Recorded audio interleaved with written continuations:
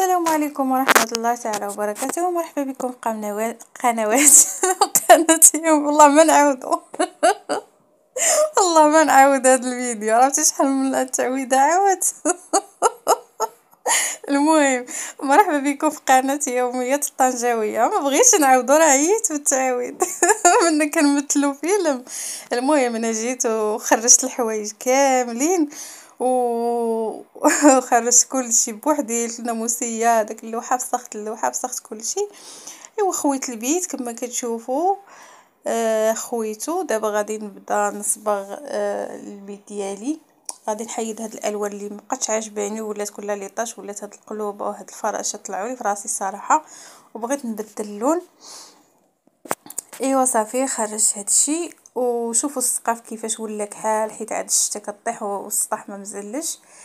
وانا جبت الصباغه ديالي وجبت الماتيريال، وغادي نبدا ان شاء الله على بركه الله.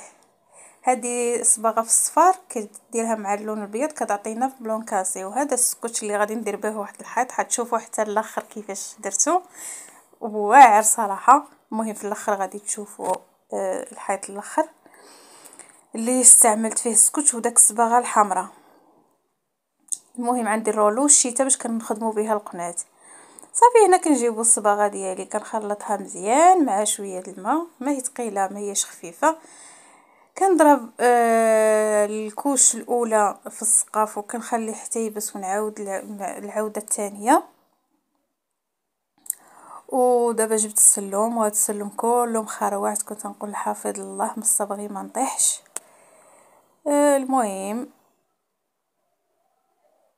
صافي كما كتشوفوا دابا غادي ندير الشيته ونبقى نهز بشويه بشويه، وما نعمرش الشيته مزيان باش ما بقاش تعمل لي الدموع. يعني الا عمرتها مزيان بقى تعمل لك الدموع في الحيط غير شويه، وتبقى تضربها بحال هكا بحال هكا حتى ما كيبقاش داك الزوائد. المهم هنايا غادي نشطب السقف ديالي مزيان من الغبره ومن اللي كاين شي عنكبوت ايوا صافي انا بديت الصباغه ديالي صباغيه ما تصبغ. درت الكوش الاول والكوش الثاني في السقف. صافي ملي ساليت السقف نشوف كيف ولا، راه باقي ما يبش مزيان. دابا هنا جبت الشيته وبقيت كندير القناه وكنقاد ما بين السقف والحيط باش كيتقاد لي مزيان. وصافي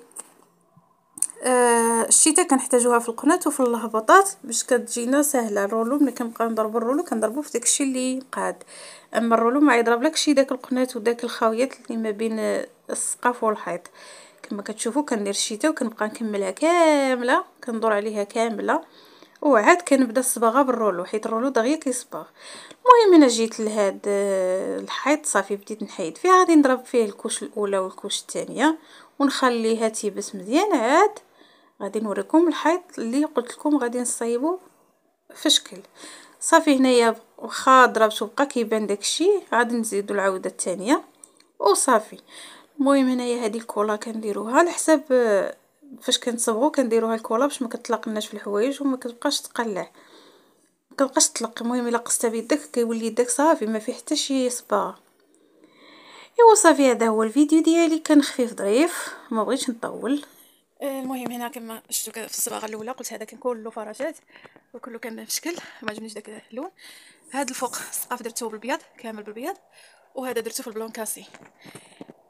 هذا الحيط هذا وهذا درته في البلون كاسي، والحيط اللي مورايا انا دابا فين كاينه عندي فيه الماريو حتى هو في البلون كاسي.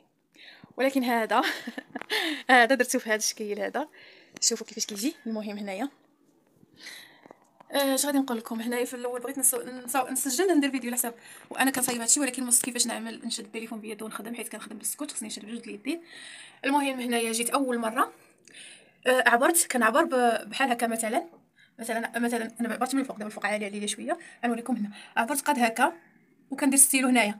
فاش كنعمل ستيلو هنايا كنعلم، عاود كنزيد كنعبر هنايا وكندير وكنجيب الشاريط ديال السكوتش من لهنا حيت كنكون معلمه نقيطه هنا ونقيطه هنا، وكنبقى نوصل بداك النقيطات بالسكوتش حتى كيوصل لي ليه.